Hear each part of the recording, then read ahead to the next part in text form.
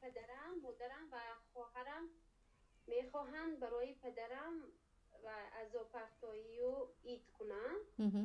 آوازم هست استاد جان؟ هست.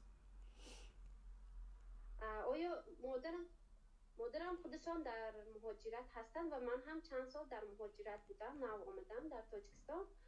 آیا به من جایز است که به خاطر با کردن با خیش و توار امها یا یاری کردن به خواهرم برای خیرخواهی به همین لازم اشتراک کنم؟ وقتی که میداند که عملی بدعتی میکنند اشتراک نکنید، در بدعت شریک نشوید. اگر عادی مهمانی باشد چیز دیگر، اگر عادی مهمانی باشد، اگر نه برای عید برای مرده باشد یا مثلا سر سال برای مرده باشد، این بدعت هایی است که انسان به این گناه میگیرد. شریک نشوید، شاید که بفهمند که این کار گناه است. کمک نکنید. کمک کردن یعنی دستگیری کردن است. ولا تعاونوا علی الاثم والعدوان. در گناه به کسی کمک نکنید، حتی خواهر و مادر باشد.